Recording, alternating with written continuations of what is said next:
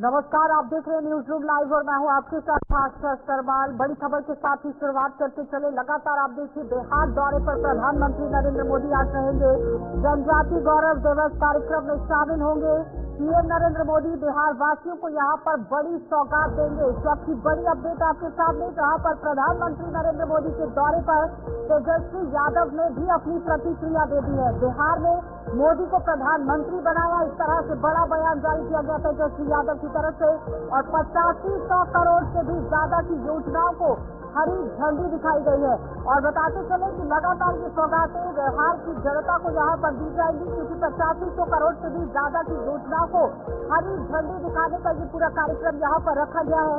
प्रधानमंत्री नरेंद्र मोदी के साथ सीएम नीतीश कुमार भी यहाँ पर मौजूद रहेंगे और 5 साल में तीसरी बार बल्लभपुर गाँव का दौरा करेंगे। जमुई में जनजाति गौरव दिवस का कार्यक्रम रखा गया है। बिरसा मुंडा की 150वीं जयंती पर भी देश के अंदर कार्यक्रम जो है वो किए जा रहे हैं। लेकिन फिलहाल आज प्रधानमंत्री नरेंद्र मोदी बिहार के दौरे पर रहेंगे और अलग अलग जनसभाओं को संबोधित भी करेंगे। लेकिन इसके साथ ही देखिए, जिस तरह से जमुई को बड़ी सौगात देने की बात हो रही है, सबसे पहले आपको कार्यक्रम दिखा देते हैं कि आखिर कहाँ पर प्रधानमंत्री के कार्यक्रम होने वाले हैं। देखिए, पिछले 3 दिनों में ये तीसरा दौरा, अहम दौरा माना जा रहा है बिहार के अंदर। इससे पहले दरभंगा के अंदर भी आपने देखा किस तरह से दौरा किया गया था। बिरसा मुंडा की जयंती पर ये कार्यक्रम रखा गया है, तो अलग अलग जगहों पर भी कार्यक्रमों का आयोजन किया गया है। जमुई से ही बल्लभपुर गाँव का फिर से दौरा किया जाएगा, वहां पर आम जनता के साथ संबोधन है और बड़ी सौगातें भी दी जाएगी। 5 साल में तीसरी बार गांव में आएंगे यहाँ पर प्रधानमंत्री नरेंद्र मोदी। और 6 महीने पहले अप्रैल में भी गांव में प्रधानमंत्री नरेंद्र मोदी पहुंचे थे और बड़ी सौगातें यहाँ पर दी गई थी। 2019 में अप्रैल में भी बल्लभपुर मोदी आए थे और उसके साथ साथ आपने देखा था कि जनता को लुभाने के लिए किस तरह से बड़े दावे और वादे किए गए थे।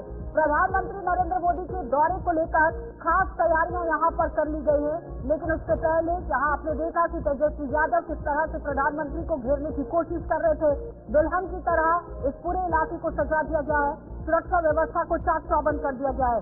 लेकिन जमुई के अंदर जब पहुंचेंगे, वहां पर जब अपना संबोधन होगा, देखिए जमुई में 6640 करोड़ रुपए की किस तरह से सौगात दी जाएगी। सुबह 11 बजे का ये समय रखा गया है, तो महज 11 बजे का समय हो गया है। कुछ ही समय के बाद यहाँ पर पहुंचेंगे और उसके बाद एक बड़ा संबोधन होने वाला है, क्योंकि 10 एकलव्य मॉडल आवासीय विद्यालयों का भी उद्घाटन किया जाएगा। ठीक है, आए प्रधानमंत्री तो आगे में क्या ठीक है, लेकिन हम लोग तो लगातार जो है इस सवाल को उठाते रहे हैं कि भाई बिहार ने सबसे ज्यादा आपको जो है मत दिया, आपको प्रधानमंत्री बनाने में अहम भूमिका निभाई है, तो बिहार के साथ सौतेला व्यवहार ना करें। बिहार के साथ जो बिहार की पुरानी मांग रही है हम लोगों की, बिहार को विशेष दर्जा देने की, विशेष पैकेज की, तो वो कम से कम वो काम तो होना ही चाहिए। और प्रधानमंत्री आ रहे हैं, मुख्यमंत्री मिल रहे हैं, तो मुख्यमंत्री जी को भी बोलना चाहिए ना कि भाई देश भर में जो है जाति आधारित जातिगत जनगणना जो है जल्द से जल्द कराए। अब तक सेंसस नहीं हो पाया तो कास्ट सेंसस दूर की बात है, तो सेंसस में ही एक कॉलम जोड़ना है कास्ट जाति का, वो कम से कम जल्द से जल्द वो कराना। ने आरोप लगाया है कि जेएमएम, कांग्रेस और आरजेडी ने मिलकर झारखंड को केवल लूटने का काम किया। प्रधानमंत्री जी महाराष्ट्र जाते थे, अमित शाह महाराष्ट्र जाते थे, चक्की की सीनियरिटी से आज बगल में बैठ करके हंस रहे हैं। असम के मुख्यमंत्री का भी यही हाल था, भ्रष्टाचारी थे, स्टेट बीजेपी के मुख्यमंत्री बन गए। कितना उदाहरण हम लोग।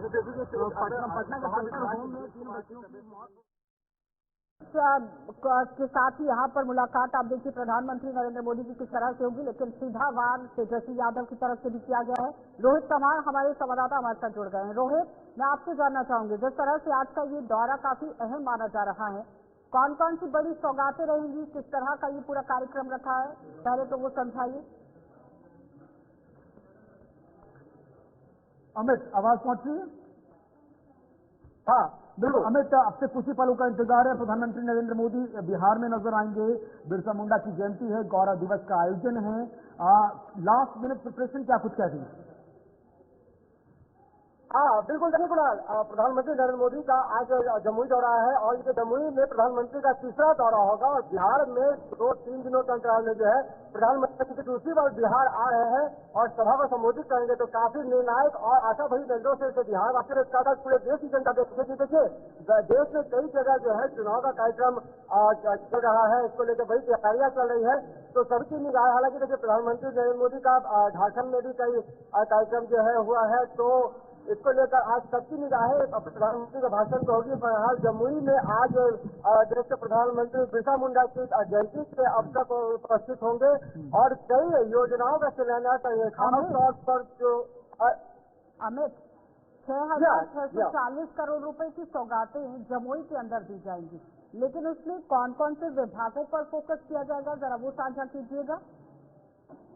बिल्कुल देखिए, जो खास बात यह होगी कि 2 जनजातीय स्वतंत्रता सेनानी संग्रहालय का जो है उद्घाटन किया जाएगा, शिलान्यास किया जाएगा। उसके साथ ही 2 जनजातीय अनुसंधान संस्थान का जो है उद्घाटन किया जाएगा। तो ये काफी महत्वपूर्ण रहेगा। किनारे जो है 11,000 आवास गृह प्रदेश कार्यक्रम का भी आयोजन होना है। करीब 300 वनधन विकास केंद्र योजना का उद्घाटन हुआ। तो कई ऐसी योजनाएं हैं जो प्रधानमंत्री जिसकी आज नींव रखेंगे। करीब 450 करोड़ की लागत से एकलव्य मॉडल विद्यालय का 10 मॉडल विद्यालय का जो है नींव रखा जाना है। तो बड़ी योजना है जिसको प्रधानमंत्री आज आरजेडी नेता पूर्व डेप्यूटी सीएम तेजस्वी यादव कह रहे हैं कि भैया बिहार में मोदी को प्रधानमंत्री बनाया है। सीटें भी अच्छी खासी एनडीए को बिहार से मिली और जेडीयू का सपोर्ट तो नो डाउट है ही, जिसके बिना सरकार बनना संभव नहीं था। और तेजस्वी कह रहे कि भैया बिहार पर विशेष कृपा नहीं हो रही है, विशेष राज्य का दर्जा भी लगातार अटका हुआ है और जितना तेजी के साथ विकास होना चाहिए था बिहार का पिछले कुछ समय के दौरान या चीजें नजर नहीं थी, वैसे नजर नहीं आ रही। यानी गाहे बगाहे सियासी तीर छेड़ दिया तेजस्वी ने। बिल्कुल देखिए, बिहार को विशेष राज्य के मांग का दर्जा बराबर उठता रहा है। हालांकि जब नीतीश कुमार विपक्ष में थे तो उस समय भी महागठबंधन के साथ बिहार में सरकार चला रहे थे, तो उस समय विशेष राज्य का मांग उठी थी। लेकिन अब जब सरकार में नीतीश कुमार शामिल है तो अब ये बात सामने आ रही है क्योंकि नीति आयोग की तरफ से ऐसा जो नियम है उस नियम के तहत बिहार को विशेष राज्य का दर्जा नहीं मिल सकता। इस चीज को जो है जदयू ने साफ तौर पर शब्दों के माध्यम से रखा है पूर्व में भी। तो अब देखिए, जब इस बात को रखा जाता है तो विपक्ष की ओर से लगातार कई ऐसे विषय रखे जाते हैं, विशेष राज्य का मुद्दा उठाया जाता है, स्वास्थ्य व्यवस्था को बात रखी जाती है, विधि व्यवस्था विषय को रखा जाता है। लेकिन नीतीश कुमार आज कार्यक्रम में मौजूद रहेंगे। काफी जो चिराग पासवान है उन्होंने आभार व्यक्त किया प्रधानमंत्री का कि प्रधानमंत्री जो है झारखंड वासियों के लिए विशेष देश इसलिए रखते हैं जिसका आज जीता जाता उदाहरण। आवाज आ रही है। बल्लोपुर गांव चर्चा का विषय बना हुआ है कि तीसरी बार प्रधानमंत्री आज वहां पर पहुंचेंगे। 2019 में भी पहली बार चुनावी रैली हुई थी और उस दौरान इसके बाद अप्रैल 2024 में भी और आज भी बल्लोपुर गांव के अंदर चर्चा का विषय बन गया कि आखिर क्यों बल्लोपुर गांव के अंदर ही ज्यादा फोकस किया गया है। देखिए, बिल्कुल इसी तरह प्रधानमंत्री का ये जमुई का अब तक तीसरा यात्रा है, तो काफी अहमियत रखता है प्रधानमंत्री का जो ये जमुई यात्रा है। इसमें कई योजनाएं का शिलान्यास होना है। साथ ही नरेंद्र मोदी के माध्यम से विपक्ष पर भी खासा निशाना साधा जाएगा। जिस तरह से पूर्व में देखा जाए प्रधानमंत्री जब कार्यक्रम में जाते हैं तो विपक्ष को आड़े हाथों लेते हैं। तो आज ये देखना दिलचस्प होगा क्योंकि कई राज्यों में विधानसभा चुनाव भी प्रस्तावित है चल रहा है, तो इसको लेकर प्रधानमंत्री के भाषण पे सभी की निगाहें बनी। चलिए, शुक्रिया आपका अमित, हमारे साथ सीधे राजधानी पटना से जुड़ने के लिए और इस बड़ी खबर पर विस्तार से जानकारी साझा करने के लिए। इसी कड़ी में न्यूज रूम में आगे बढ़ रहे हैं, रुक कर रहे हैं अगली बड़ी महत्वपूर्ण खबर की तरफ। और अगली बड़ी महत्वपूर्ण खबर उत्तराखंड से, जहां पर उत्तराखंड की केदारनाथ सीट पर विधानसभा का उपचुनाव होना है। चुनाव को लेकर कांग्रेस पार्टी ने भारतीय जनता पार्टी पर सियासी निशाना साधा। पीकेपीसी अध्यक्ष ने कांग्रेस नेता पर पलटवार किया है। गणेश कोडियाल की मानसिक स्थिति ठीक नहीं है, ये कहना है अजेंद्र का। तो बड़ी खबर, केदारनाथ सीट पर भी अब 20 तारीख को उपचुनाव होना है। फिलहाल बड़ी अपडेट आपके सामने, जहां पर आप देखिए पलटवार भी इसका करते हुए बद्री केदार समिति के अध्यक्ष अजय ने गणेश गोडियाल की मानसिक स्थिति पर सवाल उठा दिया। उन्होंने कहा कि जिस तरह से गणेश गोडियाल लगातार चुनाव कर रहे हैं उसको लेकर कांग्रेस ने उन्हें अध्यक्ष पद से वंचित कर दिया है और उससे लगता है कि उनकी मानसिक स्थिति बिल्कुल सही नहीं है और इस तरह के बयान देकर वो कांग्रेस में अपनी छवि बनाना चाहते हैं। वो बताएं कि केदारनाथ से कौन सी शिला गायब हुई है और जिस तरह से वो हाथ में जल लेकर कह रहे हैं कि हास्यास्पद कृत्य उन्होंने किया है। सभी लोग उनका मजाक यहाँ पर उड़ा रहे हैं, लेकिन फिलहाल केदारनाथ विधानसभा सीट को लेकर आप देखिए किस तरह से अब पूरी कश्मकश की स्थिति तो कह ही सकते हैं, लेकिन सियासी घमासान इस सीट पर मच गया है। बताते चले कि महाराष्ट्र और झारखंड विधानसभा चुनाव के साथ ही उत्तराखंड की केदारनाथ विधानसभा पर भी उपचुनाव होगा और ये सीट भाजपा विधायक शैला रावत के निधन के बाद खाली हो गई थी।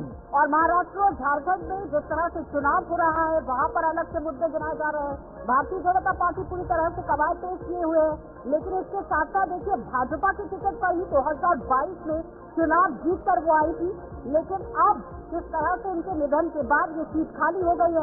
नामांकन दाखिल करने के लिए 29 अक्टूबर का समय रखा गया था, लेकिन फिलहाल इस बार का समीकरण क्या कुछ रहेगा, क्योंकि केदारनाथ में यहाँ पर विधानसभा सीट पर उपचुनाव होना है और जाहिर तौर पर अटकलें ये लगाई जाती है कि जब किसी भी सीट पर उपचुनाव होता है तो उसका सीधा सीधा फायदा केंद्र सरकार को होता है। लेकिन क्या केदारनाथ सीट पर ये सीधा फायदा भारतीय जनता पार्टी को होगा या फिर कांग्रेस जिस तरह से इस मुद्दे को गिनाने के लिए लगी हुई है उससे होगा। चलिए सुनिए क्या कुछ कहा अजेंद्र अजय। आरोपों का जवाब देने से पहले कुछ उनके बारे में चर्चा करना चाहूँगा कि मैं गणेश गोदियाल जी का काफ़ी सम्मान करता हूँ और उन्हें काफ़ी गंभीर और विवेकशील राजनीति से समझता था, लेकिन पिछले कुछ समय से देख रहे होंगे आप कि वो उलझुलून बयानबाजी कर रहे हैं, दुष्प्रचार, झूठ बोलना, झूठे आरोप लगाना, इस प्रकार की वो राजनीति कर रहे हैं। तो कई बार ऐसा लगता है कि जैसे खिसियानी दिल्ली खंबा नोचे वाली स्थिति उनकी दिख रही है। तो उसके पीछे मुझे जो लगता है कि शायद ये कारण होगा कि वो लगातार विधानसभा के चुनाव हारते रहे, लोकसभा के चुनाव भी वो हारे हैं। कांग्रेस ने उनको प्रदेश अध्यक्ष के पद से भी पदच्युत किया। तो मुझे लगता है कि वो इन सब कारणों से कुछ मानसिक रूप से परेशान है और वो झूठे आरोप प्रत्यारोप लगा करके दुष्प्रचार अभियान चला करके जो कांग्रेस नेतृत्व है उसके सामने अपनी उपस्थिति बनाए रखने के लिए, अपने अस्तित्व को बचाने के लिए इस प्रकार के घटनाक्रम भी कर रहे हैं। कल जो उन्होंने संगम पे हाथ में जल लेकर के जो हास्यास्पद एक नाटक किया, उससे आप जानते हैं कि लोगों की भी बड़ी प्रतिक्रिया हो रही है, लोग भी बड़ा उसको हंसी और मजाक के रूप में ले रहे हैं। तो इस प्रकार का उनका जो क्रियाकलाप है वो उससे लगता है कि वो अपनी जो छटपटाहट है उनके अंदर अपने अस्तित्व को बचाने के लिए वो इस प्रकार के आरोप प्रत्यारोप कर रहे हैं। और गणेश गोदियाल जी के जो आरोप हैं उनके बारे में मैं कहना चाहूँगा कि गणेश गोदियाल जी आप ये बताइए कि केदारनाथ से कौन सी शिला दिल्ली ले जाई गई, आप स्पष्ट करिए। आप बताते क्यों नहीं? आप कहते कि शिला ले गए केदारनाथ से। आप बताइए कौन सी शिला लेकर गए, कौन सी विशेष ऐसी शिला थी कि जिसको लेकर के वहाँ से उठा करके लेकर गए कोई गया है।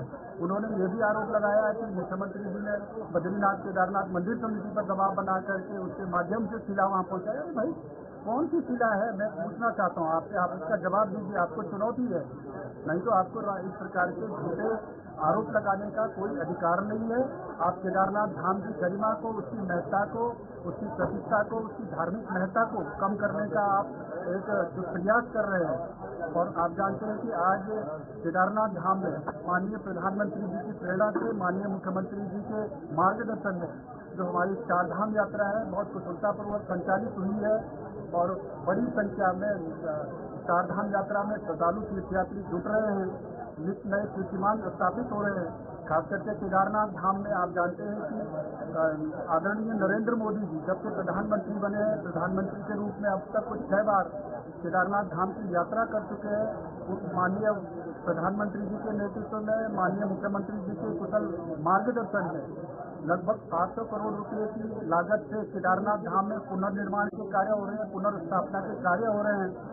तो ये सब जो कार्य वहाँ पर हो रही है, जो कुछ गतिविधियाँ वहाँ पर हो रही है, वो कांग्रेस के लोगों को पच नहीं पा रही है। इस कारण से वो केदारनाथ धाम को विवादित करने का दुष्प्रयास कर रहे हैं। कांग्रेस का इतिहास रहा है, वो हिंदू विरोधी उनका चरित्र रहा है। हमेशा से उन्होंने हिंदुओं के मान बिंदु, हिंदुओं की संस्कृति, हिंदुओं की परंपरा को ठेस पहुँचाने का, आघात पहुँचाने का उन्होंने दुष्प्रयास किया है। मुस्लिम तुष्टीकरण की राजनीति चलाने वाले लोग आज हिंदुओं के हितैषी बन रहे हैं। चुनाव के समय में इस प्रकार के उलझुल आरोप प्रत्यारोप लगा रहे हैं। लेकिन ये जो इस प्रकार के आरोप प्रत्यारोप है, मैं कह रहा हूँ कि कांग्रेस के दुष्प्रचार अभियान का एक हिस्सा है।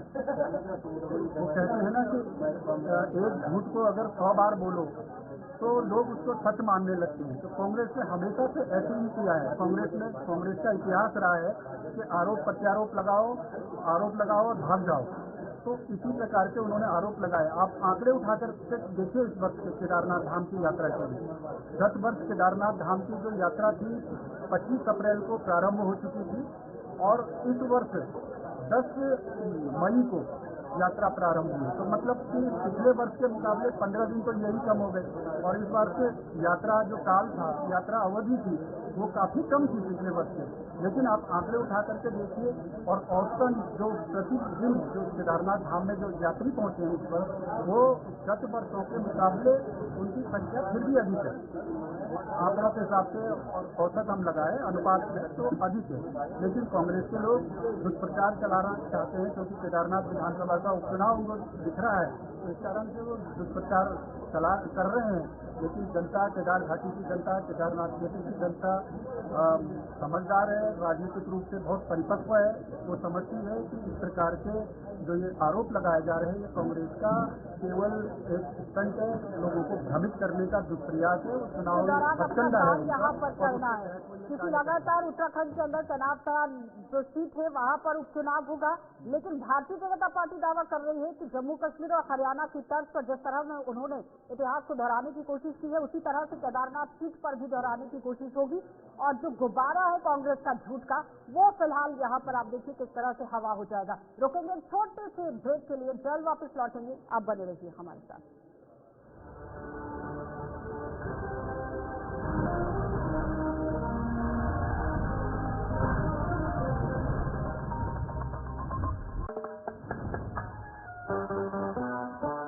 इतना बोझ सहे जो चाहे रहे। Virat compressive strength Ambuja cement. सुनो, एक अच्छी इंश्योरेंस पॉलिसी एआई से पूछता है। एक ऐसी पॉलिसी जिसमें प्रीमियम पेमेंट हो लिमिटेड और इनकम आती रहे फ्लैश। LIC का जीवन उत्सव। एक ऐसी पॉलिसी जो the whole life insurance cover. LIC का जीवन उत्सव। वाह, चलो तो LIC की जीवन उत्सव पॉलिसी ही लेते हैं। मैं भी तुमसे यही कह रही थी, LIC का जीवन उत्सव। लाइफ टाइम सेलिब्रेशन मनाइए LIC के जीवन उत्सव के साथ। फ्यूचर सेट है।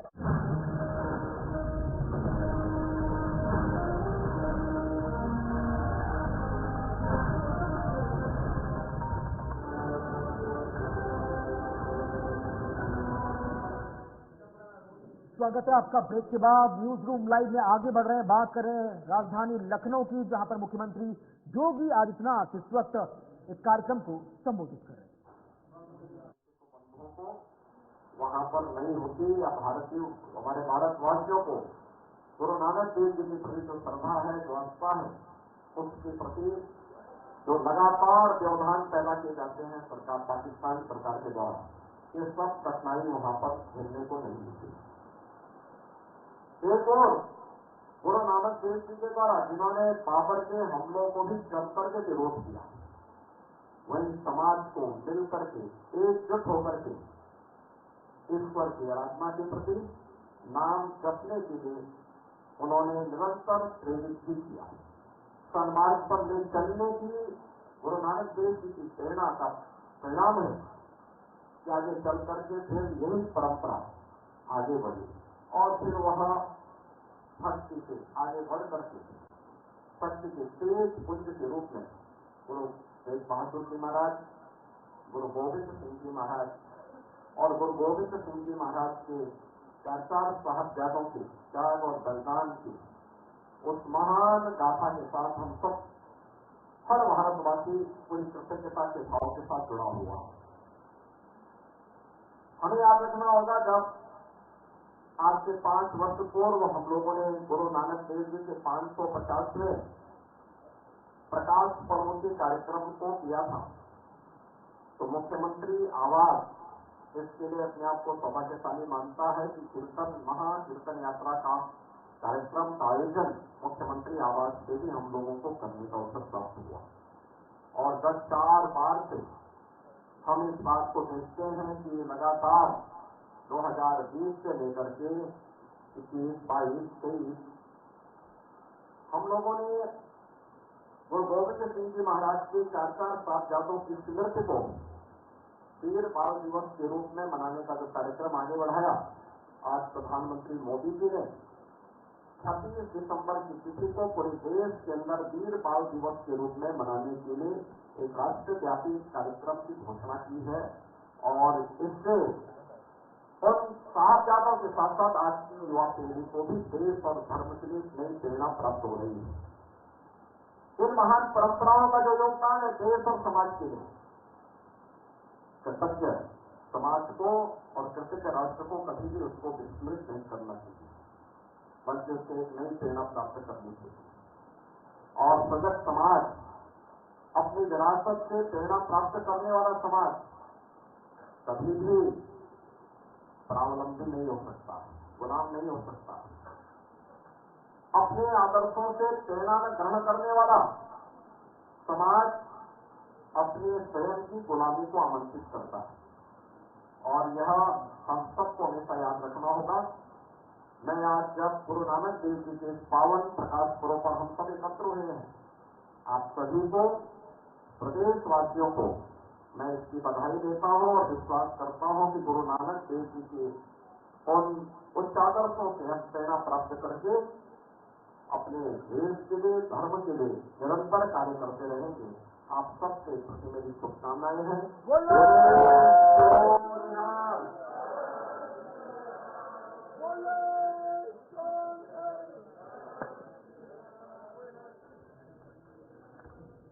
चलिए, तो आपने मुख्यमंत्री योगी आदित्यनाथ को सुना। आज गुरु नानक देव जी का 555वां प्रकाश पर्व है। देश भर में तमाम गुरुद्वारों को जगमगाती रोशनी के साथ सजाया गया है। जगह जगह भव्य आयोजन हो रहे हैं और इसी कड़ी में मुख्यमंत्री योगी आदित्यनाथ संबोधित करते हुए इसी कड़ी में आगे बढ़ रहे हैं। रुक कर रहे कुछ और अन्य खबरों की तरफ, जहां पर महाराष्ट्र विधानसभा चुनाव को लेकर सियासत काफी तेज हो गई है। तो इस वक्त की बड़ी अपडेट आपके सामने, जहां पर संजय राउत ने जीत का दावा कर दिया है। बड़ी अपडेट महाराष्ट्र से 23 नवंबर के बाद कोई महायुति यहाँ पर नहीं होगी, हम महाराष्ट्र में सरकार बना रहे हैं। संजय राउत का ये बड़ा बयान जारी हुआ है। और 20 नवंबर को विधानसभा चुनाव होना है महाराष्ट्र के अंदर, लेकिन उसके पहले लगातार सरगर्मियां तेज हैं। एक दूसरे पर वार पलटवार का पूरी तरह से सिलसिला जारी हुआ है। लेकिन इस बीच में संजय राउत का ये बयान काफी अहम, और आप देखिए किस तरह से उन्होंने अपनी बात को सामने रखा। उन्होंने कहा चुनावों के बाद रिजल्ट जो आएगा, महायुति यहाँ पर कहीं दूर दूर तक नहीं दिखेगी। और उससे पहले यहाँ एक और बयान जारी किया गया था, जिसमें संजय राउत की तरफ से ये कहा गया कि हमने अपना रिमोट कंट्रोल जो है वो प्रधानमंत्री को नहीं दिया है, जिसकी वजह से आप देखिए वो नाराज हो गए। इस तरह से संजय राउत अपनी बात को रखने का सामने नजर आती है। लेकिन फिलहाल महाराष्ट्र के अंदर विधानसभा चुनावों को लेकर सरगर्मियां जिस तरह से तेज है, 23 नवंबर को जब रिजल्ट आएगा तो पिक्चर क्लियर होगी। लेकिन उससे पहले आरोप प्रत्यारोप पूरी तरह से जारी कर चुके हैं। और उसके साथ ही विधानसभा चुनावों को लेकर जिस तरह से काम करने की कोशिश की गई, आदिवासियों का सबसे बड़ा मुद्दा 370 को गिनाने की कोशिश, महाविकास आघाड़ी पर जिस तरह से आरोप लगाए गए भारतीय जनता पार्टी की तरफ से कि जो दावे और वादे किए गए थे अभी तक वो पूरे नहीं हो पाए हैं, और पूछना चाहते हैं कि आखिर उन दावों को पूरा क्यों नहीं किया गया, उन वादों पर खरा उतरने की कोशिश क्यों नहीं की गई। क्योंकि 23 नवंबर के बाद कोई महायुति नहीं होगी, यहाँ पर संजय राउत की तरफ से ये बड़ा बयान जारी किया गया है। लेकिन उसके साथ साथ आप देखिए जिस तरह से हमने अपना रिमोट कंट्रोल नहीं दिया है, ये कहने की बहुत बड़ी बात है कि आखिर कौन से वाले रिमोट कंट्रोल को लेकर संजय राउत बात कर रहे हैं।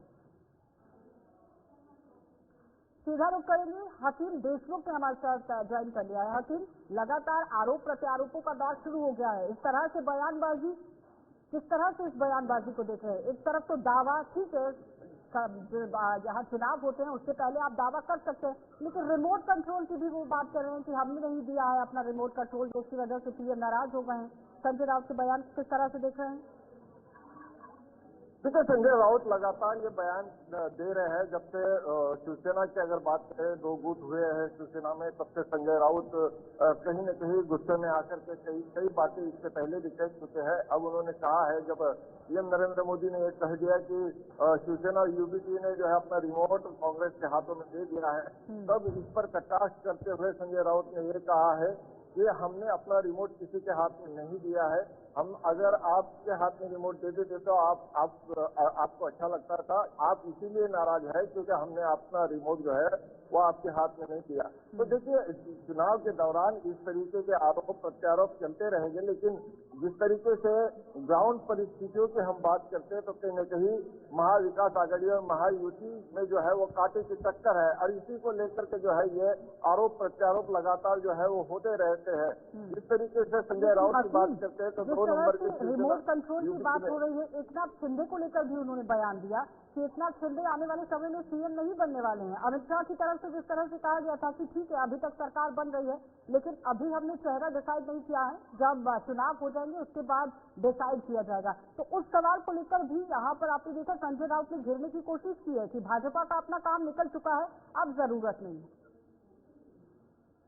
बिल्कुल। अच्छा, संजय राउत ने सीधे तरीके से जो है वो आरोप लगाया है कि अब शिवसेना, अब बीजेपी का काम जो है वो निकल चुका है। अब उन्हें ना शिंदे शिवसेना की जरूरत है और ना ही अजित पवार की एनसीपी की जरूरत है। तो कहीं न कहीं ये सारी चीजें जो है ग्राउंड पर जो है वो माहौल पर असर डाल सकती है, क्योंकि जिस तरीके से 144-45 सीटें लेकर के जो है वो बीजेपी खड़ी है और कितने कैंडिडेट उनके चूज करके आते हैं, इस पर यह तय होगा कि महाराष्ट्र में महायुति की सरकार फिर से जो है वो आ रही है या फिर उन्हें विपक्ष के या फिर जो निर्दलीय लोग खड़े हैं उनकी जरूरत पड़ सकती है, ये तय करना होगा। जिस तरीके से महाराष्ट्र में ये रोज की घमासान चल रही है आरोप प्रत्यारोपों की, तो कहीं न कहीं ये रुकने का नाम नहीं ले रही है। हाल फिलहाल में लगातार आदित्य ठाकरे के इंटरव्यू हो या संजय राउत के इंटरव्यू हो, एक सॉफ्ट कॉर्नर सा भी नजर आ रहा है। मतलब कि रिजल्ट के बाद संभावनाएं अपार हैं, कुछ भी हो सकता है। जहां पर आदित्य ठाकरे, संजय राउत या उद्धव ठाकरे बोलते नजर आए कि हमने बीजेपी को नहीं छोड़ा, बीजेपी ने हमको छोड़ा था। तो सॉफ्ट कॉर्नर तो अभी भी बरकरार है, यानी कि कुल मिलाकर शिवसेना भले ही महाविकास आघाड़ी में है, लेकिन डिस्कम्फर्ट है वहां पर। ठीक है हाकिम, जल्दी से कौन कहां पर जाएगा ये तय करना आज नहीं तय कर सकते, लेकिन चुनाव के बाद पलटवार देशमुख उसी बात पर था जब प्रधानमंत्री नरेंद्र मोदी ने कहा कि बाला साहेब ठाकरे का अपमान करने वाले लोगों के हाथ में कंट्रोल दिया गया है, तो मुंबई की जनता को, महाराष्ट्र की जनता को सोच विचार करने की जरूरत है। बहुत बहुत धन्यवाद हाकिम जुड़ने के लिए। सीधा आपको जमुई लिए चलेंगे जहाँ पर प्रधानमंत्री पहुंचे हुए हैं और किस तरह से वो अपना संबोधन देंगे, क्या कुछ वहाँ पर कार्यक्रम चल रहा है, वो आपको वहाँ लिए चलते हैं। बिहार के जमुई में इस वक्त बिरसा मुंडा जयंती चल रही है। प्रधानमंत्री नरेंद्र मोदी आदिवासी समुदाय के लोगों के बीच उनके वाद्य यंत्रों को बजाते हुए, ये तस्वीरें बेहद खास, जहां पर आदिवासी समुदाय के लोगों के साथ उनके पारंपरिक नृत्य का आनंद लेते हुए वेशभूषा में आप देखिए अपने आप में बेहद खास है। बिरसा मुंडा को आदिवासी समुदाय में भगवान का दर्जा दिया जाता है। 1900 में जेल में उनका निधन हो गया था। सामंती व्यवस्था के खिलाफ उन्होंने अपना पूरा जीवन झोंक कर रख दिया था। जहां एक तरफ जनता ने प्रधानमंत्री का स्वागत किया, तो दूसरी ओर प्रधानमंत्री ने भी उनके सुर में सुर मिलाते हुए, उनकी ताल से ताल मिलाते हुए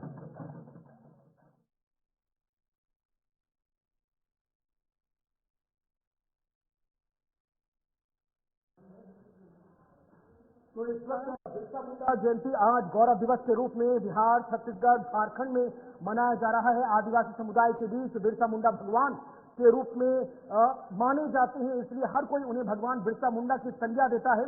सामंती व्यवस्था के खिलाफ उन्होंने पूरी लड़ाई लड़ी। आदिवासियों के संरक्षण, जल जंगल जमीन के खिलाफ उन्होंने अपना पूरा जीवन समर्पित कर दिया। अंग्रेजों के खिलाफ जो आंदोलन था उसमें भी वो मोर्चा लेते हुए नजर आए और उनकी एक ही हाल थी कि जो आदिवासी समुदाय की जो संस्कृति है, जो सभ्यता है, जो उनकी विचारधारा है, जो उनकी परंपराएं हैं, उनका सृजन बरकरार रहे। लिहाजा समय कितना गुजर जाए, जो आदिवासी समुदाय की व्यवस्थाएं हैं, रीति रिवाज है, वो हमेशा जीवित रहे। चलिए, 7 तस्वीरें आपके सामने जो कि काफी खास हैं। जमुई बिहार से ये तस्वीरें आप देख रहे हैं, जहां पर प्रधानमंत्री पहुंचे हुए हैं और प्रधानमंत्री भगवान बिरसा मुंडा की 150वीं जयंती के मौके पर इस कार्यक्रम में शामिल हुए हैं। जनजाति गौरव दिवस कार्यक्रम ये हो रहा है, जहां पर अपनी शमूलियत प्रधानमंत्री ने दी है। फिलहाल नृत्य करते हुए भी आप देखिए, पुरुष और महिलाएं जहां नृत्य कर रहे हैं, उनका मनोबल बढ़ाते हुए प्रधानमंत्री नरेंद्र मोदी नजर आ रहे हैं। लेकिन इस बीच में जमुई से ये तस्वीरें अपने आप में बहुत ही खास है कुणाल, क्योंकि 3 दिन में 2 दौरे काफी अहम माने जाते हैं। प्रधानमंत्री बिहार में आदिवासी समुदाय के बीच है, लेकिन इसका असर झारखंड में नजर आने वाला है, क्योंकि वहां पर भी अच्छी खासी तादाद आदिवासी समुदाय की है और आदिवासी समुदाय के संरक्षण, उनके विकास, उनके भविष्य की लड़ाई चुनावों में लड़ी जा रही है। यानी कि एक तीर से 2 निशाने होते हुए नजर आ रहे हैं। 20 नवंबर को दूसरे चरण का चुनाव होना है। 38 विधानसभा सीटों पर झारखंड के अंदर चुनाव है, लेकिन दाव आप देखिए किस तरह से यहाँ जमुई के अंदर खेलने की कोशिश की गई है। लेकिन फिलहाल आपको ये बताते चले कि कार्यक्रम में बिहार के दोनों उप मुख्यमंत्री, केंद्रीय मंत्री गिरिराज सिंह, जमुई सांसद अरुण भारती समेत कई और नेता भी यहाँ पर शामिल हैं और लगातार 8500 करोड़ रुपए की जो योजनाएं हैं उनका उद्घाटन भी होगा, शिलान्यास भी होगा और सिर्फ जमुई के अंदर 6640 करोड़ रुपए की सौगात प्रधानमंत्री देंगे। तो चलिए, कार्यक्रम इसी तरह से जारी है। रुकेंगे छोटे से ब्रेक के लिए, जल्द वापस लौटेंगे, आप बने रहिए हमारे साथ।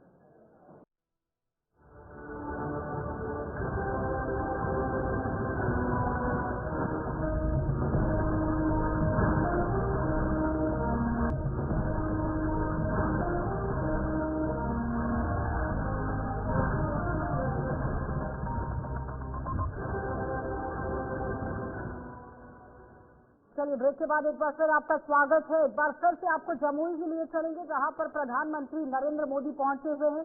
नृत्य भी किया गया, मनोबल बढ़ाने की कोशिश हुई और लेकिन फिलहाल बिरसा मुंडा को किस तरह से नमन करते हुए, क्योंकि आज उनका 150वां यहाँ पर जयंती जो है उनकी मनाई जा रही है और इसी मौके पर पहुंचे हुए हैं और आप देखिए किस तरह से वो ढोल को बजाते हुए भी कुणाल नजर आ रहे हैं। काफी तरीके से खुश आज प्रधानमंत्री भी नजर आए, लेकिन सवाल कई तरह से उठ रहे हैं। विधानसभा चुनाव चल रहे हैं, उपचुनाव चल रहे हैं, महाराष्ट्र के अंदर चुनाव है, झारखंड के अंदर चुनाव है और इस बीच में बिहार के अंदर दौरा आज तीसरी बार बल्लभपुर के अंदर भी है। तो अपने आप में ये सारी रैलियां, सारे कार्यक्रम अहम चीजें रखती हैं कि आखिर चुनावों को मद्देनजर रखते हैं। वाद्य यंत्रों का आनंद ले रहे, जरा सुनते हैं। शुरुआत की गई है और उसके साथ 1960 जमुई से तस्वीरें हैं, बिहार के जमुई से, जहां पर प्रधानमंत्री नरेंद्र मोदी पहुंचे, बिरसा मुंडा भगवान को पुष्पांजलि अर्पित की। साथ में उनके नजर आ रहे हैं मुख्यमंत्री नीतीश कुमार। भव्य कार्यक्रम का आयोजन किया गया है। एनडीए आज नजर आएगा। हजारों करोड़ों की सौगात बिहार की जनता को दी जा रही है। क्या होता है, इसको क्या बोलते हैं? निगारा।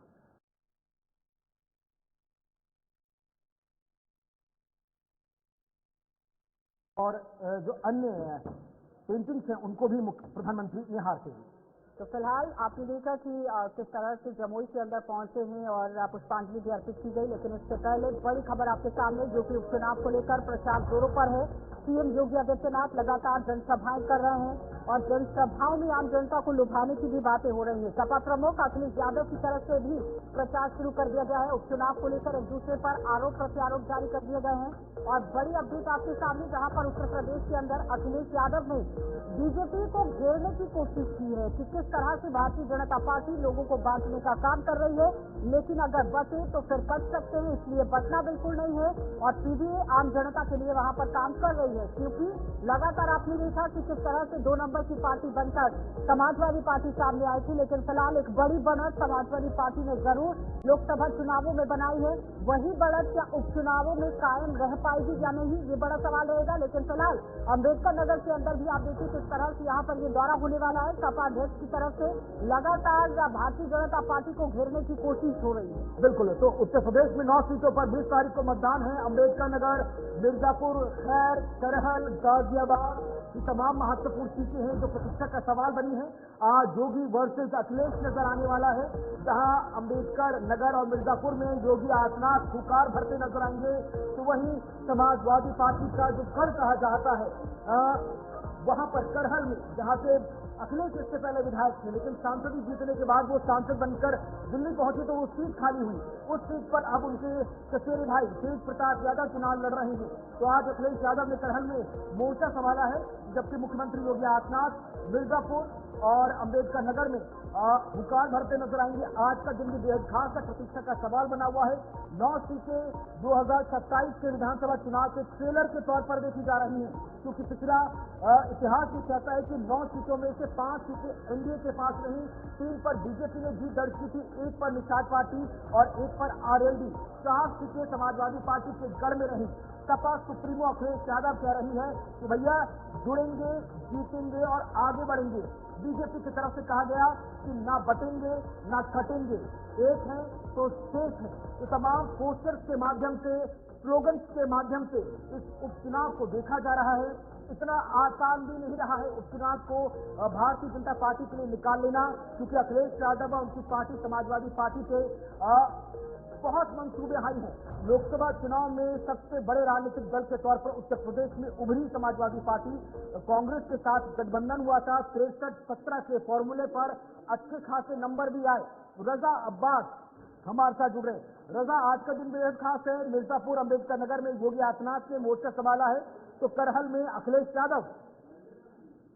देखिए, बहुत बड़ी ये जो है उपचुनाव होने जा रहा है, क्योंकि 2 बड़े चेहरे उत्तर प्रदेश की राजनीति में जो नेशनल लेवल पे भी स्थापित हैं, अखिलेश यादव, योगी आदित्यनाथ, इन लोगों का उपचुनाव में अपना प्रदर्शन स्थापित करना, क्योंकि 2024 की लोकसभा में समाजवादी पार्टी जो है वो 33 सीटें लाकर सबसे लार्जेस्ट पार्टी उत्तर प्रदेश से लोकसभा में लेके जाएगी। अब देखने वाली बात, करहल गृह जनपद भी है अखिलेश यादव, और करहल विधानसभा के वो विधायक भी रहे हैं, उन्होंने विड्रॉ किया, तो उनके भतीजे तेज प्रताप सिंह यादव प्रत्याशी हैं। और अपोजिशन में बीजेपी की तरफ से अनुजेश यादव, जो रिश्ते में बहनोई लगते हैं अखिलेश यादव के, वो प्रत्याशी बीजेपी की तरफ हैं। तो करहल सीट तो समाजवादी पार्टी का गढ़ है, कई वर्षों से समाजवादी पार्टी जीतती चली आ रही है। वहीं दूसरी तरफ योगी आदित्यनाथ अम्बेडकर नगर और दीगर विधानसभा का दौरा कर रहे हैं, वहां भी इम्पैक्ट ये है कि कुर्मी समाज की वोट बैंक बहुत ज्यादा है, निषाद समाज के लिए वोट है। धर्मनाथ निषाद जो पूर्व में 3 बार विधायक रहे हैं, वो प्रत्याशी हैं, और उसके बाद लालजी वर्मा की वाइफ जो है, पत्नी, वो प्रत्याशी हैं समाजवादी पार्टी से। लालजी वर्मा वर्तमान में सांसद है अम्बेडकर नगर से। तो बहुत बड़े चेहरों का चुनाव है, और चुनाव जो है वो सेमीफाइनल है 2027 का जो विधानसभा उत्तर प्रदेश में होने जा रहा है। और इतना क्लैमरस चुनाव हो चुका है, पोस्टर वार चल रहा है, तमाम जो है आरोप प्रत्यारोप चल रहे हैं। तो वाकई जो है समाजवादी पार्टी का गढ़ कहा जाता है ये पूरा इलाका, सपा हमेशा से यहाँ पर MY का फॉर्मूला, यानी कि मुस्लिम और यादव का फॉर्मूला अपनाती नजर आई। उसका तोड़ के तौर पर एनडीए ने वहां पर MY का फॉर्मूला दिया, डेफिनेशन बदल गई, महिला प्लस युवा। क्या इन्हीं फॉर्मूले के इर्द गिर्द चुनाव लड़ा जा रहा है? फोर्सेस के हिसाब से देखा जाए तो भैया दोनों बराबर नजर आ रहे हैं। ग्राउंड जीरो पर क्या स्थिति है? क्योंकि जनता के मुद्दे जो हैं वो कहीं ना कहीं भटक चुके हैं। पोस्टर वार के माध्यम से दोनों पॉलिटिकल पार्टी रोज सुबह कोई ना कोई पोस्टर लगा के एक दूसरे के प्रति आरोप, और जो है विपक्ष कहीं सत्ता पे आरोप, सत्ता कहीं विपक्ष पे आरोप, तो इस तरह का खटोड़ चल रहा है। और जहां तक पीडीएफ फार्मूला हो या दीगर जो MY फैक्टर है, विधानसभा सीट के अंदर क्या 35% OBC और 30% जनरल वोटर निर्णायक साबित होंगे?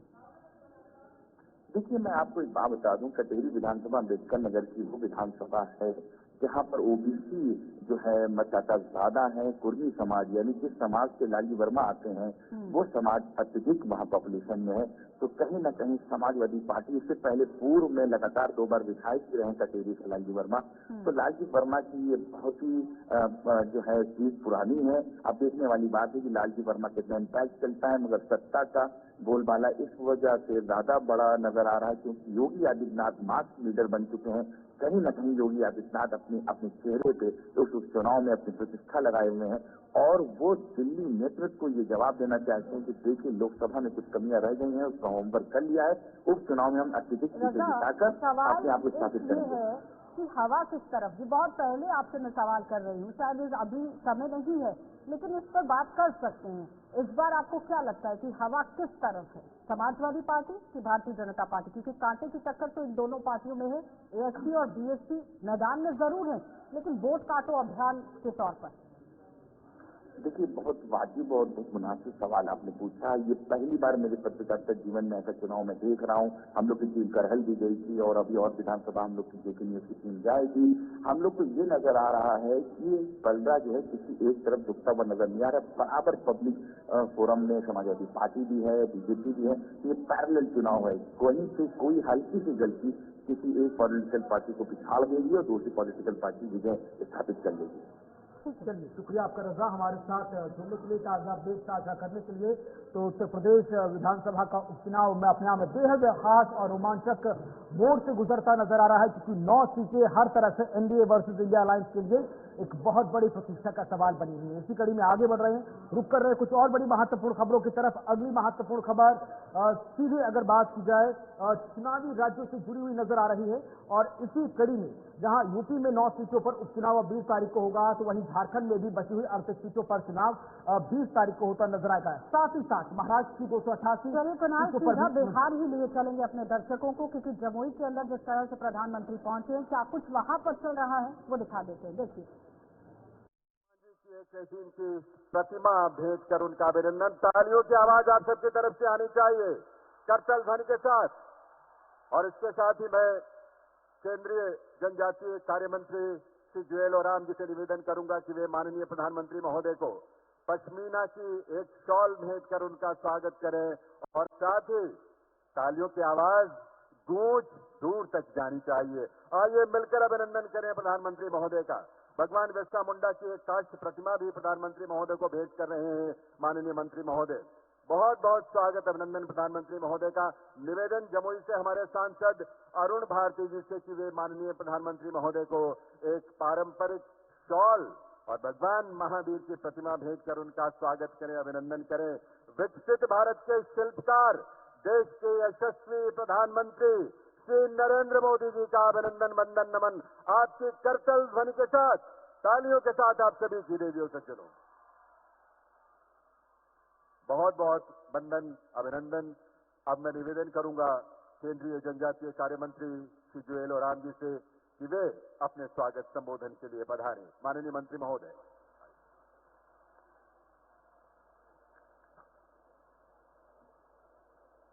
इस वक्त बिहार के जमुई से ये भव्य कार्यक्रम आप देख रहे हैं, जहां पर आज भगवान बिरसा मुंडा की जयंती है, 150वीं जयंती है, जिसको लेकर बेहद खास कार्यक्रम है।